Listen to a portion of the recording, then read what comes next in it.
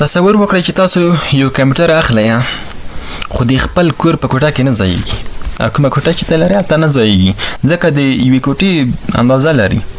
د چلنولو سره چې کله چلان کې مطلب ټول کوټه ګرمه شي او د کار لپاره هم تر 10 کسانو پورې ورته اړتیا لري. آیا دا رښتیا ده؟ هو دا رښتیا ده. د کمپیوټر لومړی نسل هم دا رقم و. راځئ وګورو چې ننني کوچني او ځواکمن لیپټاپونه او موبایلونه څنګه دې مرحلې ته ورسېدل. لومړی به تاسو جنریشن وپېژنئ چې د جنریشن څه ته وایي. ګوره په ټکنالوژۍ کې سټیپ بای سټیپ پرمختګ کول، یعنې ټکنالوژي پرمختګ کړی دی. پخوا مطلب یو شی مطلب ته داسې درته وښیم چې ته یو کمپنۍ لري او دا یو تولید کوي که نه چې هر شی ته تولیدوي. نو په دې کې ته داسې شی تولیدوي اول چې هغه کیفیت یې دومره ښه نه وي لکه څنګه چې یو کال وروسته به ته هماغه شی بیا تولیدوي. نو کله چې اوس تولید کړو ته اول جنریشن ویل کېږي. خو یو کال وروسته چې ته تولیدوي یا څو کاله وروسته یې تولیدوي هماغه شی په دې کې به ته ډېر فیچرز او ځانګړتیاوې به دې اضافه کړي وي. نو مطلب هغه پخواني تولید شوي شي د چې ډېر مشکلات لرل نو هغه مشکلات به ته په دغه دوم جنریشن کې ته حل کوي. دې ته جنریشن ویل کېږي. لکه د نوکیا 3310 موبایل د لومړي نسل سمارټ موبایلونه استازیتوب وکړي. داسې تاسو فرض کړئ. او نننی آیفون یا انډراید د نوي نسل استازیتوب وکړي. دواړه موبایلونه دي ګورئ خو په وړتیاوو کې ډېر توپیر لري، یعنې ډېر توپیر په وړتیاوو کې شته. همداسې کمپیوټرونه هم د وخت په تېرېدو پرمختګ کړی دی او د همدې پرمختګ هره دوره چې دا جنریشن بلل کېږي. هیله ده چې اوس پوه شوي یې. د دغه ټول درس هدف زه تاسو ته وایم، نه تاسو ته چې زه تاسو ته بس خط په خط تاسو وایم. په دې کتاب کې دومره شی نه دی راخیستی خو زه تاسو ته ډېر شی وایم. ګورئ اوس د تاسو سره دغه پوښتنه پیدا کېږي چې د کمپیوټر جنریشن یا د نسلونه ولې جوړ شول؟ ولې یو جنریشن باید نه وي؟ ګوره که لومړی کمپیوټر ښه و نو بیا ولې دوهم او دریم او نور نسلونه جوړ شول؟ دغه پوښتنه د خلکو په ذهن کې پیدا کېږي. ځواب یې دغه دی ځکه خلکو غوښتله چې کمپیوټر کوچني شي، چټک شي، ارزانه شي، لږ برېښنا مصرف کړي، لږ خراب شي او ډېر کارونه ترسره کړي. نو دې لپاره هر نوی نسل د پخواني نسل ستونزې حل کړلې. نو دې په خاطر باندې موږ تاسو 5 جنریشن لرو. دلته وایي till today there are 5 computer generations. تر اوسه پورې تر نن ورځې پورې موږ 5 جنریشن لرو چې هر وخت چې پوښتنه درسره وکړه چې څو جنریشن موږ د کمپیوټر په نړۍ کې لرو تاسو ورته وایي چې 5 جنریشن موږ لرو. صحیح ده؟ راځو په کاراکټرستکس باندې پیل کوو، ځانګړتیاوې او د جنریشن پېژنو. دغه کارونه چې کوم دي دا بعضې کتابونو کې یو کال 2 کاله فرق لري یو د بل سره. خو تاسو باید د کال پروا ونه کړئ، تاسو باید جنریشن ته وګورئ. لومړی جنریشن چې کوم په دې کې واکیوم ټیوبز او دغه نور شان استعمال کړل. خو ډېر مهم یې واکیوم ټیوب دی. واکیوم ټیوب تاسو ته پوښتنه پیدا کېږي چې دا څه شی ته وایي. دا د شیشې یو لوی الکترونیکي ټیوب دی چې د برېښنا د سیګنالونو د کنټرول لپاره کارېدلو. یعنې د برېښنا سیګنالونه چې کوم ځي او راځي دا یې کنټرولول. صحیح ده؟ په کمپیوټر کې ځکه کمپیوټر خو ټول برېښنایي ډیوایس دی، برېښنایي آله ده. ټولې برېښنا 0 1 چې کوم دي هغه مطلب اپ او آن کېږي، دلې برېښنا تولیدېږي. دغه د سیګنالونه یې کنټرولول دغه واکیوم ټیوب. نو په یو کمپیوټر کې به زرګونه واکیوم ټیوب موجود وو په هغه وخت کې په دغه اول نسل کې. صحیح ده؟ نو ستونزې څه وي؟ کمپیوټرونه ډېر لوی شول ځکه د واکیوم ټیوب تقریبا تاسو فکر وکړئ لکه یو لامپ دومره اندازه باندې و. نو عام یې کمپیوټر لوی کړل، عام ډېر ګرمېدل او عام یې برېښنا ډېره مصرفوله او زر خراب کېدل هم او ساتنه یې هم سخته وه.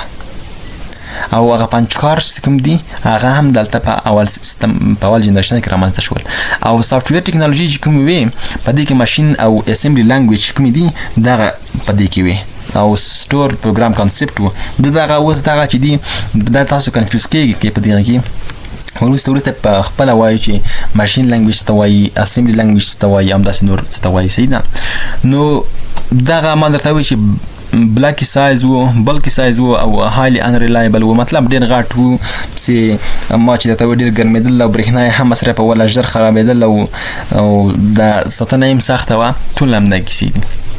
او بل کوم کمپیوټرونه و هغه لومړی جنریشن ما ته چې انیاک او ایډواک او دغه ایرساک دغه کمپیوټرونه چې و آی بي ام وسایو نو دا کمپیوټرونه و چې یوه کوټه ځای نیولو برق یې زیات مصرفولو تقریبا د یو کلي برق هغه بس کېدلو په لسګونو نفر به پکې اخته وو او کار یې چې کوه فقط جمع او منفي یې کول نو دومره توپیر په کمپیوټرونو کې راغلی دی. تاسو په خپله فکر وکړه چې اوس کمپیوټرونه د هغو کمپیوټرونو څخه څومره کوچني شوي دي. دوهم راځو سیکنډ جنریشن ته چې د 1955 څخه تر 1940 کال پورې دې وخت کې و. دې ډېره مهمه هغه استعمال کړه چې ترانزستر دی. دا ترانزستر تر نننۍ ورځې پورې هم په کمپیوټرونو کې کارېږي. ترانزستر څه ته وایي؟ دی د واکیوم ټیوب په ځای رامنځته شول، یوه کوچنۍ الکترونیکي برخه ده. دا هم دغه کار سره کوي خو د واکیوم په ځای رامنځته شول. دا یو د هغې نه لږ کوچنۍ ده، صحیح ده. دلته دغه شکلونه زه تاسو ته ښایم. دې ته واکیوم ټیوب ویل کېږي، لکه یو لامپ دومره شکل لري خو ډېر غټ شی دی. دا ترانزستر دی. ترانزستر یې دلته لوی ښودلی خو دا ډېر کوچنی شی دی، لکه یو نوک. د نوک نه هم کوچنی شی دی او دا په اوس وخت کې دومره کوچني شوي دي چې په یو کمپیوټر کې په زرګونو په میلیونونو ترانزستر اوس موجود دي.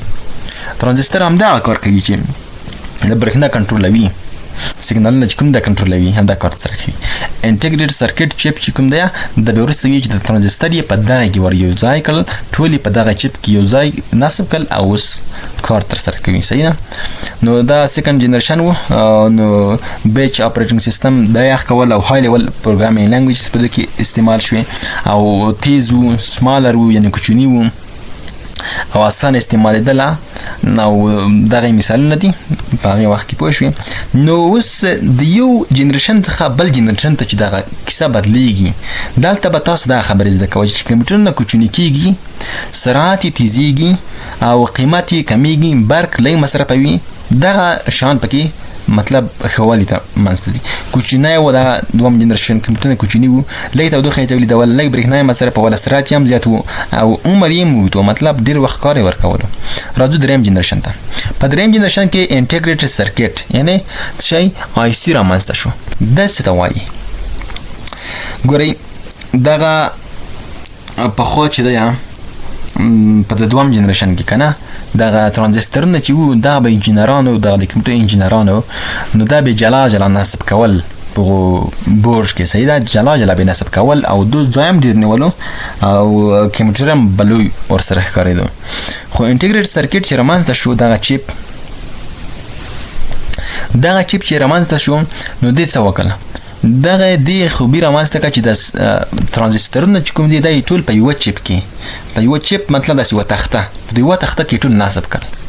په یوه تخته کې نصب کړل مطلب او کوچني هم شول دغه ترانزسترونه او ځای کم ونیول، نو کمپیوټرونه ورسره په خپله واړه شول او کوچني شول او زیاته حافظه یې لرله او د هارډ ډیسک مطلب زیات و او مایکرو کمپیوټرز دغه مینی کمپیوټرز په دې کې دا استعمالېدل او همداسې مخته تلل، مطلب کمپیوټرونه واړه شول او همداسې دا ورته وګورئ فاسټر، سمالر، مور ریلایبل، ایزیر، چیپر شول، ازانه شول، پوه شوې. نو په دې ډول سره دغه کار سره کول. او بل څه شول؟ بل تاسو دغه هغې وګورئ سیستمونه یې چې آی بي ایم و دا کمپیوټر دی، صحیح ده. پی ډي پي 8 او پی ډي پي 11 او سی ډي سي 1600. نو دا کمپیوټرونه مثالونه یې، صحیح ده. یعنې کمپیوټرونه نور هم کوچني شوله، نو سرعت یې ډېر زیات شو، د اعتبار یې هم لوړ شو، قیمت یې راکم شو. نو دغه کارونه یې څه خلي کوله ترسره کول. د نن ورځې دغه اوس کمپیوټرونو کې ریم چې کوم دی او سی پي یو چې کومه ده دا هم د انټیګریټډ سرکټ چپس کوم دي د آی سی چپ په دغه کې د نن شتون لري، صحیح ده. راځو څلورم جنریشن ته. هیله ده چې پوه شوي یئ. دا فقط داسې یو آیډیا یې تاسو زده کړئ چې څه کیسه وه او اوس څه کیسه ده، مطلب کوم کارونه ترسره شوي وو. څلورم جنریشن چې کوم په دې کې مایکروپروسیسر رامنځته شو چې هغه د کور سیستم دی. صحیح ده، مطلب سی پی یو دغه خپل کار په څو سی پی یوګانو باندې وشي، لکه ډېر تاسې فرض کړئ لکه یوه نه څو سی پی یوګانې چې وي په کمپیوټر کې، نو دغه سیستمونه په دوی کې وو په 1950 یا 1990 پورې. نو ویری لارج سکیل انټیګریشن ټیکنالوژي دا رامنځته شوه او مایکروپروسیسر سیمی کانډکټر میموري او لارج کپیسیټي شوه. او دا اوس که تاسو باید سره کنفیوز کېږئ، ما دغه اصطلاحات او د هغه نمونه څه چې مایکروپروسیسر څه ته وایي، سیمی کانډکټر میموري څه ته وایي، دا په خپله په راتلونکي درسونو کې مو تاسو ټول وایو. همداسې مطلب ډېر تحولات پکې رامنځته شول. دغه پرسنل کمپیوټر عام شول، مطلب شخصي کمپیوټر چې کوم دي مخکې فقط یو ادارې یو شرکت یو کمپیوټر استعمالولو، د دې نه وروسته هر چا ځان ته کمپیوټر اخیستلو. آی بي ایم او اپل کمپیوټرونه بازار ته وړاندې کړل. د آی بي ایم او اپل کمپنۍ دي، نو د کمپیوټرونه جوړول او بازار ته وړاندې کړل او خلکو وکولای شول چې په خپل کورونو کې کمپیوټر وکاروي. مخکې به په خپل کورونو کې کمپیوټر نشو کارولای. لکه دغه مایکروپروسیسر مطلب دا معنا چې تاسو فکر وکړئ کمپیوټر دی څو دی، کور آی 5 دی که کور آی 7 دی. دغه کور آی 7 کور آی 5 دی ته ویل کېږي مایکروپروسیسر ویل کېږي. یعنې په دې کې یو ټاسک چې کوم دی هغه په زیاتو مطلب یو ټاسک چې دی ویشل کېږي هر کور ته ورځي او هغه کار سره کوي. مطلب دا د پروسیسر په تیزوالي او پرفارمنس کې زیات تحول راوستلو او همدغه سیستمونه وو. نو دا سمال شول او ډېر منظم کار یې ترسره کولو. نو پنځم جنریشن او تر نن ورځې پورې دا کیسه چې کومه ده د 1990 نه تر اوسه پورې چې کومه کیسه روانه ده. صحیح ده، د 1990 نه تر اوسه پورې مهمه ټکنالوژي که درته وایم نور وړې ټکنالوژي پرېږدو، ای آی ده، ارټیفیشل انټیلیجنس. د دې نسل ځانګړتیاوې دا دي چې ماشین لرنینګ پکې رامنځته شوه، روباټکس او نیورل لانګویج پروسیسینګ، وایس ریکوګنیشن، یعنې د کمپیوټر اوس وایس ریکوګنیشن هم کوي، د غږ پیژني، او ایمیج ریکوګنیشن عکس پیژني، لکه سیلف ډرایوینګ کارز. دا ټول په دې کې رامنځته شول. ګره چټ جی پي ټي رامنځته شوه، ګوګل اسسټنټ او سیري او همداسې سیلف ډرایوینګ کارز او همداسې دا ټول نننی کمپیوټر یوازې محاسبه نه کوي بلکې خبرې هم درک کوي او ریکوګنیشن ترسره کوي، انځورونه پیژني او پرېکړې هم پرې کوي. نو دغه ټول دغه کیسه وه چې آی سی ویری لارج سکیل انټیګریشن، لارج کپیسیټي وه. همداسې دغه ټول شیان پکې رامنځته شول، مطلب نور هم پرمختګ پکې رامنځته شو. صحیح ده. نو داسې به درته ووایم چې په لومړي نسل کې واکیوم ټیوب رامنځته شو. دا اصلي ټکنالوژي وه د لومړي نسل چې دا ډېر لوی و او ورو کمپیوټرونه وو. صحیح ده، کمپیوټرونه ډېر لوی او ورو وو. او دویم نسل کې ټرانزستر رامنځته شو، دا کوچني وو خو چټک وو. او بل هم دریم نسل کې آی سی رامنځته شو، انټیګریټډ سرکټ، لا کوچني او ارزانه شول. صحیح ده، کمپیوټرونه چې ډېر کوچني او ارزانه شول. مایکروپروسیسر په څلورم جنریشن کې رامنځته شو. په دې وخت کې شخصي کمپیوټرونه چې دي دا عام شول او هر چا بس کمپیوټرونه اخیستل. او پنځم نسل کې تر اوسه پورې دلته ای آی رامنځته شوه.